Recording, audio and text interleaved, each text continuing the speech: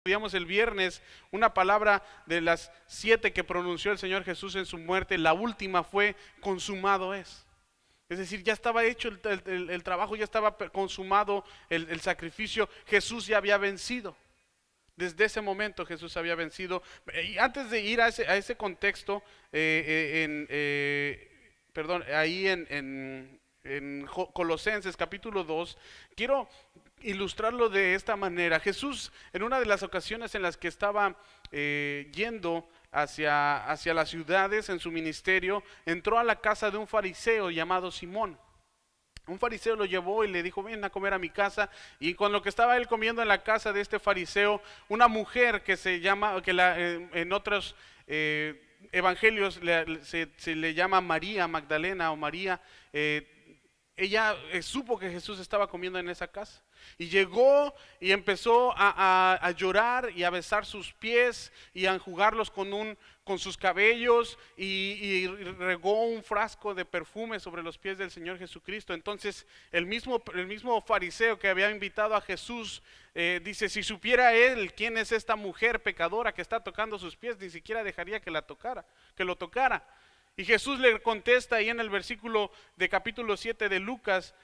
Lucas 7 le contesta las siguientes palabras. Fíjense lo que dice nuestro Señor Jesucristo. 7:41, capítulo de 7, Lucas 7:41. La voy a leer a la Nueva Traducción Viviente. Y dice esto: entonces Jesús le contó la siguiente historia a este hombre, a Simón. Le dice: dos personas le debieran, un hombre prestó dinero a dos personas. A una persona le prestó 500 piezas de plata, a una le prestó 50 y a la otra las 500, pero ninguna de las dos pudo devolver el dinero.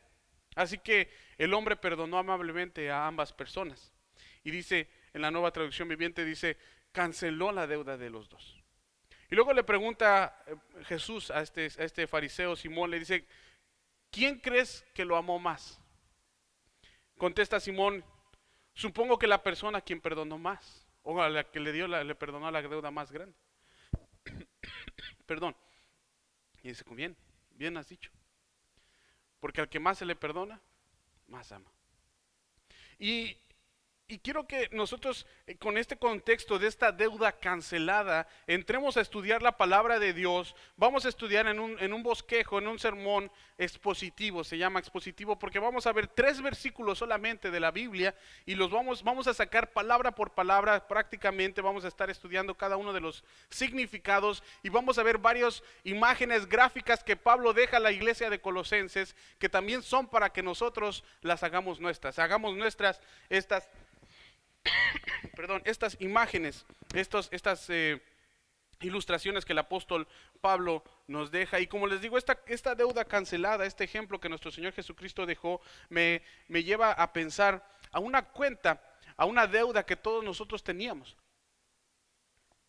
Como seres humanos teníamos una deuda que fue cancelada, que fue anulada por nuestro Señor Jesucristo, por la obra de Cristo. El asunto, hermanos, es que muchas personas, mucha gente en estos días en general, y muchos cristianos también en general, no están haciendo suya esta verdad. Y seguimos muchas veces cargando con ese lastre, esa carga de pecados o de deudas que nosotros creemos que pues fue nuestra culpa, es nuestro problema, nosotros tenemos que cargarlo. No están dejando que Cristo quite esa deuda, no dejan que Cristo quite esa carga de sus vidas. Y eso es lo que quiero que hoy veamos, que hoy estudiemos. No hacen suyo ese triunfo de la vida que fue de nuestro Señor Jesucristo, que lo podemos hacer nosotros. El problema es que estamos siendo por diversas teologías o enseñanzas, doctrinas, filosofías, que a veces cargan más el yugo de la vida cristiana, o que Cristo sacó ya de en medio. Creemos que por hacer muchas cosas más legalistas, ya vamos a tener un premio, vamos a tener la salvación, o creemos que no, entonces ya no hacemos nada.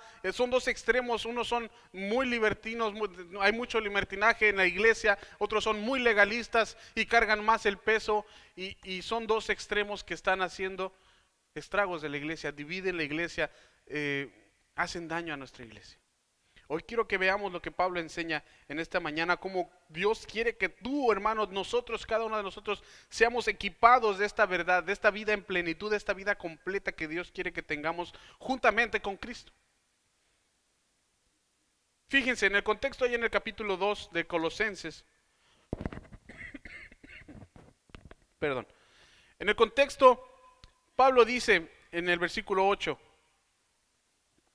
escribe la carta de los Colosenses igualmente para que no sean engañados, no se les dejen engañar. Dice, mirad que nadie os engañe, por medio de filosofías y huecas sutilezas, según las tradiciones de los hombres, conforme a los rudimentos del mundo y no Cristo.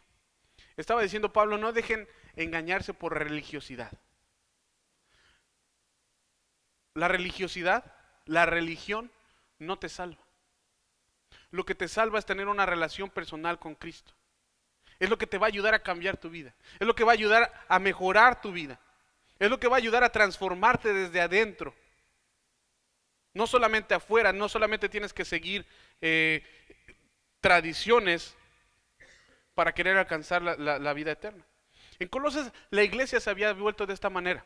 Se había, de un lado había un grupo de personas que se habían hecho muy relajados, muy tranquilos, muy libertinos, ellos no le tenían miedo a darle rienda suelta a sus deseos, a sus gustos, a todo lo que ellos querían hacer. Ellos hacían lo que querían y no tenían ninguna responsabilidad. Decían, bueno, al fin y al cabo el cuerpo se va a morir y lo que importa es el alma. Pero los otros decían, no, lo que tienes que hacer es poner estas cargas y hacer esto y judaizarte y hacer el otro y cargar más todavía pues el peso de la vida cristiana. Y como les digo, eran muy legalistas y estaban esclavizando su mismo cuerpo con tal de salvar el cuerpo. Y esta condición hace que es tan religiosa, como les digo, es tan actual en nuestras iglesias también, que hace que Pablo escriba esta carta a los colosenses y les explique lo que Dios ya hizo a través de Jesucristo para nosotros. Y quería demostrar que Cristo hizo todo lo que tenía que hacerse y lo que se podía hacer para la salvación plena del ser humano. La salvación completa de los seres humanos. Así que vamos ahí a la carta de Colosenses, como ya lo decía en el capítulo 2, versículo 13. Vamos a ver versículos 13, 14 y 15. Solo 3 versículos vamos a estar analizando en esta mañana, porque quiero que nosotros salgamos viendo el triunfo que nos dio vida a nosotros. El triunfo de la vida. Dice Pablo en la carta, dice, y a vosotros, o sea, todos nosotros, tomando en cuenta a los colosenses, pero también a nosotros, estando muertos en pecados y en la incircuncisión de vuestra carne, os dio vida juntamente con él. Por eso decían, miren que nadie los engañe. No dejen engañarse, porque también a ustedes les dio vida juntamente con él. ¿Cómo nos dio vida juntamente con él? Perdonándoos todos los pecados. Y luego dice el versículo 14, es algo extremadamente interesante, es algo que nosotros deberíamos alabar a Dios por esto. Dice, anulando el acta de los decretos que había contra nosotros, que nos era contraria, quitándola de en medio y clavándola en la cruz. Y despojando a los principados y a las potestades, los exhibió públicamente, triunfando sobre ellos en la cruz. Ese fue el triunfo de nuestro Señor Jesucristo. Eso fue lo que Jesús hizo por nosotros. ¿Cómo nos dio vida? La vida que nos ha dado se manifiesta en el perdón. Cristo te perdonó antes de que tú siquiera se lo pidieras. Dice la palabra de Dios, dice que más Dios muestra su amor para con nosotros en que siendo aún pecadores, Cristo murió por nosotros. Tú tienes que tener fe en ese sacrificio y dejar que Cristo te dé esa vida eterna.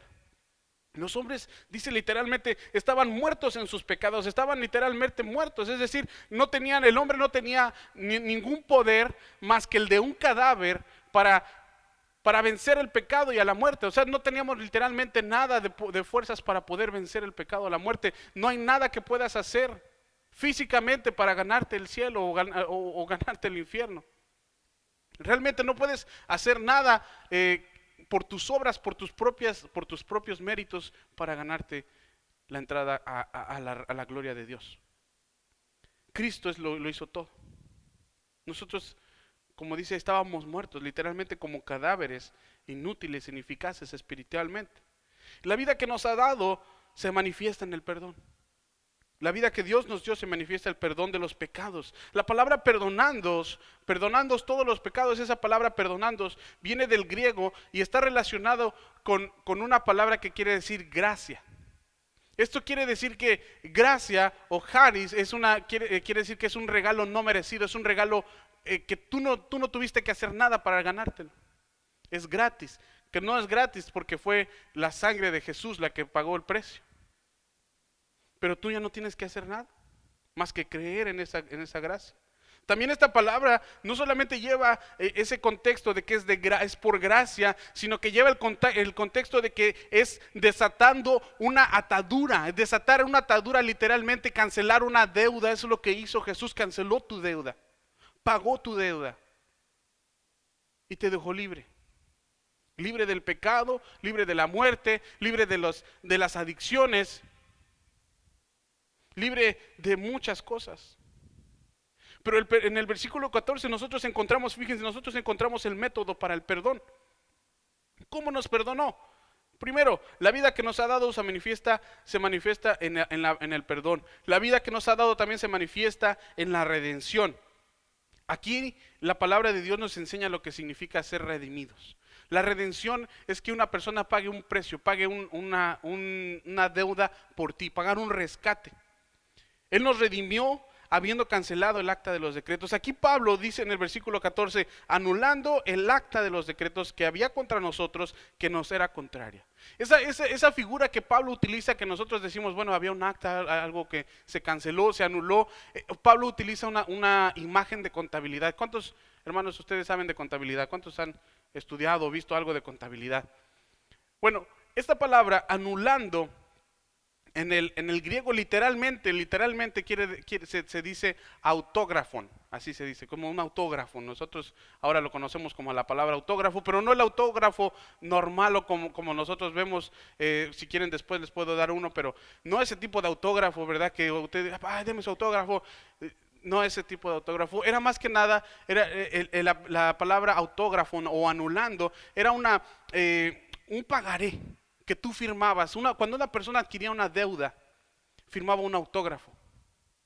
Y ahorita también, ¿verdad? Porque tú te metes en una deuda y vas a meterte ahí tu autógrafo, te piden tu autógrafo para varias páginas donde dices que te comprometes a pagar esa cantidad. Era lo mismo.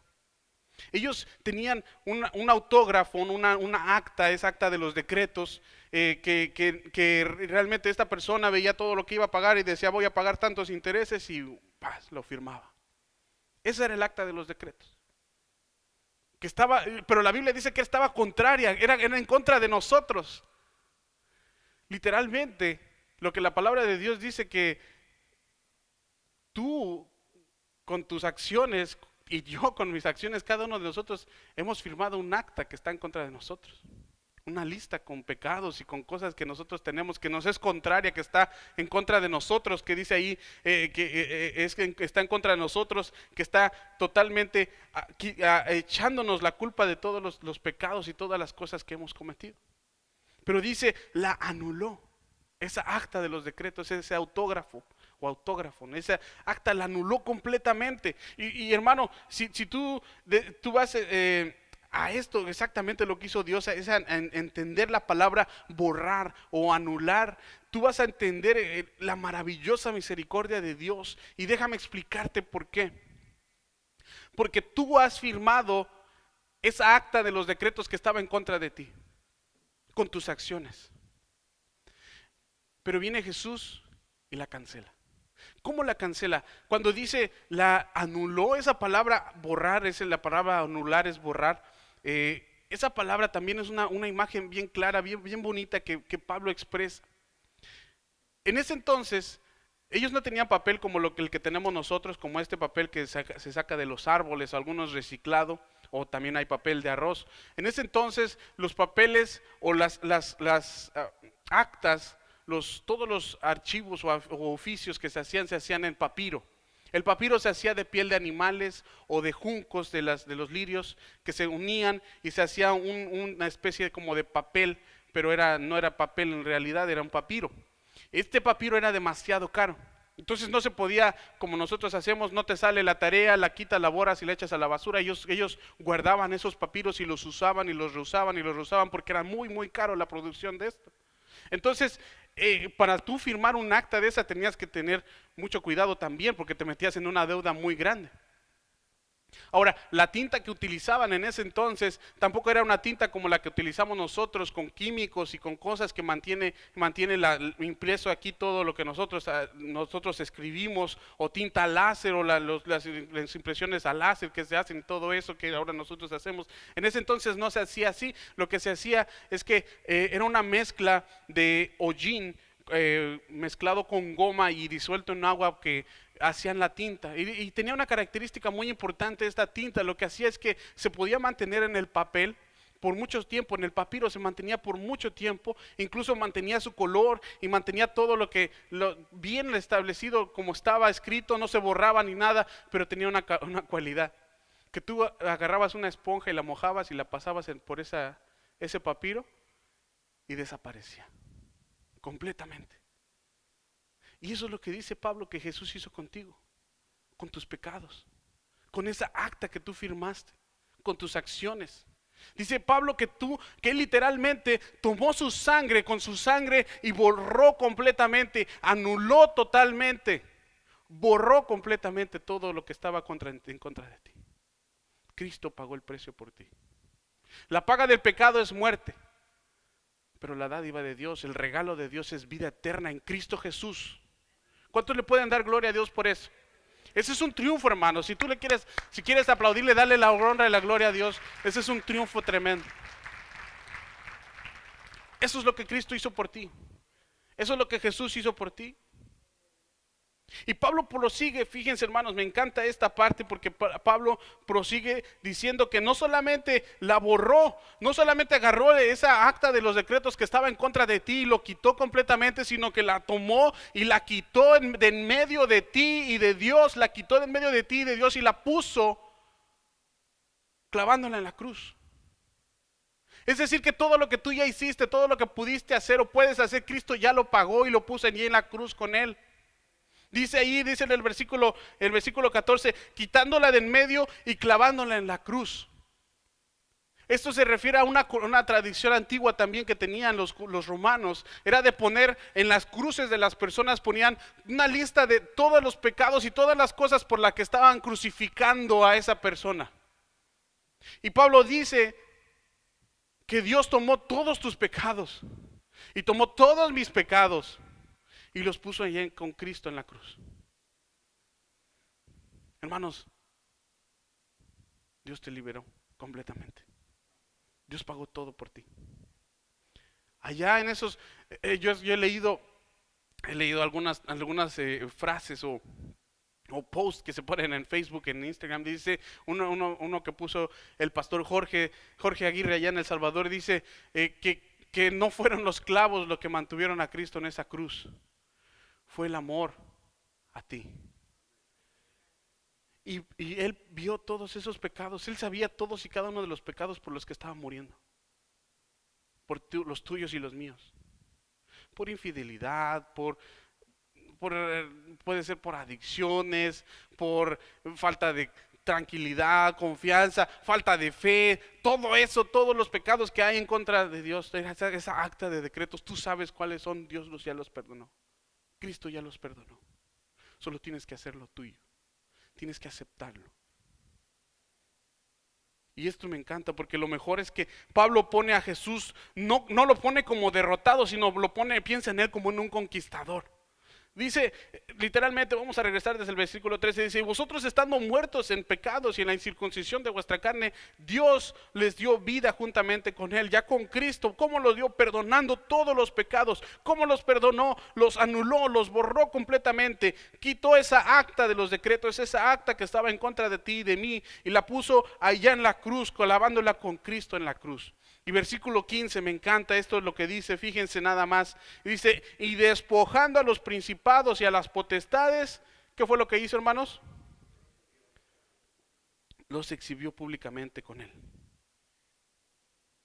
Y esto es algo que también nosotros tenemos que tener muy, muy en cuenta, porque Para muchos de nosotros, ¿cuántos han visto la Pasión de Cristo, la película de Mel Gibson? Y ves cómo Cristo va caminando paso a paso y golpeado completamente. Yo les decía el viernes, literalmente las palabras que utiliza el griego en la reina, en el Nuevo Testamento, los golpes que se le habían dado a Jesús, literalmente dice que se puede entender como que sus partes, sus órganos ya estaban expuestos de tantos latigazos, de tantos golpes. Su cara ya estaba tan deformada que no parecía la de un ser humano. Los clavos que le pusieron una corona de espinas, esa corona de espinas como de 10 centímetros cada espina, cada que él se movía y cada que le dolía se metían los clavos y las espinas más y más, y esos clavos que fueron puestos en sus manos, que fueron puestos en sus pies, iba caminando, iba él luchando, iba paso a paso, y ese camino desde el pretorio hasta el Calvario. Muchos piensan, y pone la película esta de Mel Gibson, pone a Satanás como contento porque estaba disfrutando cómo estaba sufriendo Jesús ese momento, y se ve como dice ahí la tradición de cómo María ayuda a Jesús y le limpian con ese manto, limpian su cara, y muchas tradiciones salen de eso. Pero fíjate lo que dice Pablo que él los despojó literalmente, dice que en esa cruz Cristo los venció.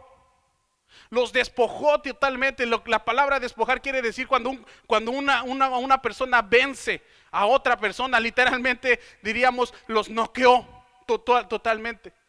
Les quitó todo su poder, todas sus armas, les quitó la muerte y les quitó el pecado, le quitó a Satanás todo el poder que tenía.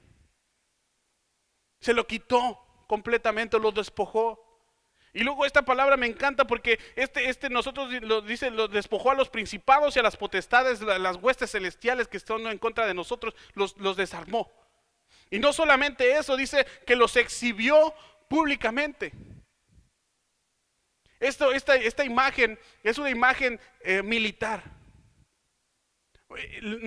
Anteriormente, cuando un César, un emperador, iba y conquistaba a otro pueblo, conquistaba a otra nación, lo que hacía este emperador es que regresaba en un desfile triunfal. Casi así como nosotros vemos cuando ya va a venir la Copa Mundial, y cuando un equipo gana, una nación gana la Copa y regresan con la Copa y ven un desfile y un montón de personas están en las calles y celebrando al equipo que gana, y gana Brasil y gana Alemania, y bueno, México nunca gana, pero también los esperan, ¿verdad? Bueno, pues literalmente eso es lo que estaba diciendo Pablo. Venía este emperador con su victoria. Él venía hasta el frente, literalmente el emperador venía al frente, y atrás de él venían todas las personas que él había conquistado, al ejército que era el rival, venían atrás de él, los venían exhibiendo públicamente. Y muchos de nosotros vemos ese camino del pretorio hasta el Calvario, vemos ese camino de la cruz a nuestro Señor Jesús sufriendo, pero Pablo, ¿sabes lo que ve? Ve a un emperador conquistándole al pecado y a la muerte, y a esas potestades siendo exhibidas públicamente. Es decir, que Pablo ve desde ese momento, ese desfile que vimos con la cruz, desde ese momento Cristo ya los estaba venciendo. Ya estaba ganando, ya había cumplido. Y llegó el momento y vimos las palabras del Señor Jesús: Padre, perdónalos porque no saben lo que hacen. Señor, Elí, Elí, lama sabactani, Dios mío, ¿por qué me has desamparado? Y vemos, tengo sed, y le dice a Juan: madre, hijo, aquí está tu madre, aquí está tu hijo, le encarga a su mamá, y a María. Y también vemos las palabras tengo sed, y vemos varias palabras, y la última que les decía hace ratito, la última palabra, la más gloriosa para mí: consumado es. Y entregó su espíritu. Cristo consumó su obra. Cristo cumplió su obra por ti. No dejó nada sin terminar, como muchos de nosotros a veces empezamos algo y lo dejamos, y empezamos otra cosa y le dejamos. No, Él llegó hasta el final. No importó el precio, no importaron los clavos, no importó la cruz, no importó los golpes, no importó nada.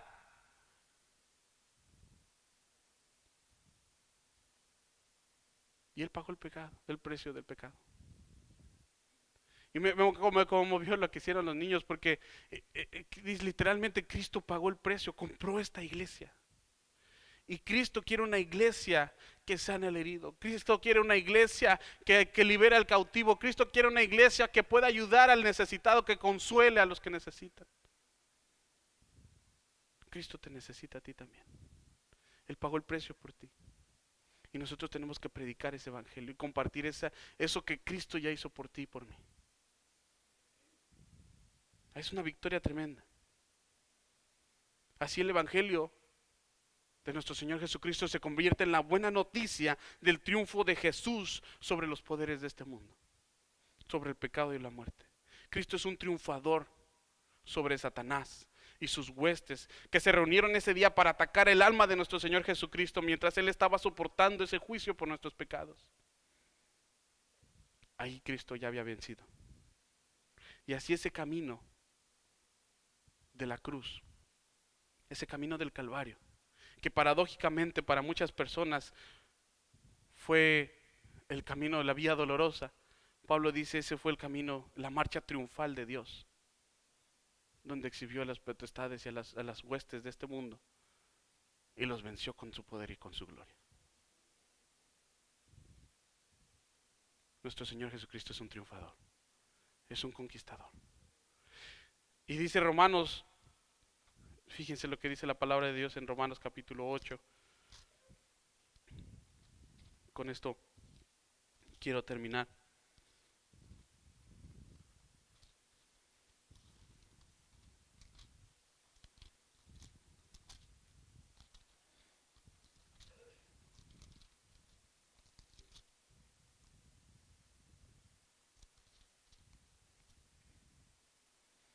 Versículo 38.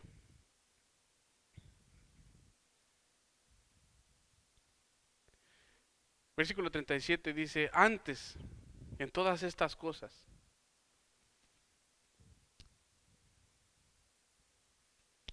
déjenme regresar hasta el versículo 31 para que vean lo que se está refiriendo Pablo. ¿Qué pues diremos a esto? Si Dios es por nosotros, ¿quién contra nosotros? El que no escatimó ni a su propio Hijo, sino que lo entregó por todos nosotros, ¿cómo no nos dará también con Él todas las cosas? ¿Quién acusará a los escogidos de Dios? Dios es el que los justifica, Dios es el que pagó ese precio. ¿Quién les condenará? ¿Quién es el que condenará? Cristo es el que murió, más aún el que también resucitó, al que además está a la diestra de Dios, el que también intercede por nosotros, hermano. Él está intercediendo por ti. ¿Quién nos separará del amor de Cristo? ¿Tribulación, angustia, persecución, o hambre, o desnudez, o peligro, o espada? Como está escrito, por causa de ti somos muertos todo el tiempo, somos contados como ovejas de matadero. Y luego dice Pablo, antes bien, ahí dice el versículo 37, antes en todas estas cosas somos más que vencedores, por medio de aquel que nos amó. Por lo cual estoy seguro de que ni la muerte, ni la vida, ni ángeles, ni principados, ni potestades que acabamos de ver que los exhibió, ni lo presente, ni lo porvenir, ni lo alto, ni lo profundo, ni ninguna otra cosa creada nos podrá separar del amor de Dios, que es en Cristo Jesús, Señor nuestro. Amén. ¿Cuántos le dan la gloria y la honra a Dios? Por lo que Él hizo, por lo que Él pudo hacer por nosotros. Cierra tus ojos, hermano, cierra tus ojos, amigo, vamos a orar. Te invito a que inclines tu rostro, que cierres los ojos y que ores juntamente con nosotros. Cierra conmigo tus ojos y ora, di estas palabras al Señor. Glorioso Padre Celestial, esta mañana te quiero entregar mi vida al 100% para que tú hagas en mí tu voluntad. Te doy mi corazón para ser moldeado como tú quieras y te ruego que con tu gran poder también me puedas dar esa vida plena juntamente contigo. Que al salir de aquí no me deje vencer por el enemigo, por los ataques de Satanás sobre mí. Porque el triunfo que me dio el perdón y la victoria, ese triunfo tú ya lo tuviste. Señor, te pedimos, Padre, que en esta tarde, Señor, en este día podamos ser libres de esas cargas que nosotros mismos a veces nos ponemos, esas cargas con las que batallamos, que llevamos en nuestras propias mentes, en nuestras propias espaldas, Señor. Ayúdanos a perdonarnos a nosotros mismos, así como tú también nos has perdonado. Ayúdanos, Señor, a hacer nuestro este triunfo y a darle siempre la honra y la gloria a Cristo por lo que Él ya hizo por nosotros. Si tú quieres tomar este paso, entonces en lo que estamos todos orando, lo primero que tienes que hacer es aceptar este triunfo como tuyo también. Aceptar el sacrificio que Jesús hizo en esa cruz por ti y por mí. Y entregarle tu vida completamente, al 100%, y decirle: Señor, aquí está mi corazón, aquí está mi vida. Jesús, yo quiero que tú seas el dueño de mi vida. Si hay alguien entre nosotros, amigos, hermanos, que nos visitan o que están por primera vez, tal vez, no sé, nunca habías escuchado este triunfo, no sabías lo que Cristo había hecho por ti, cómo Él ya había perdonado todos tus pecados, cómo Él los borró completamente con su sangre. Si tú no lo sabías y quieres hacerlo tuyo, quieres aceptarlo también, te invito a que te pongas de pie o que levantes tu mano. Va a haber personas que se van a acercar a ti y van a ayudarte a hacer una oración para que tú te consagres, que te comprometas con Cristo. Yo te dije, no hay ninguna religión, no hay ninguna tradición, no hay ningún pastor, ningún sacerdote que te pueda cambiar la vida, solo Cristo. Porque Él pagó el precio, porque Él hizo ese sacrificio. Yo no fue Cristo. ¿Hay alguien que quiera entregarle su vida a Jesús?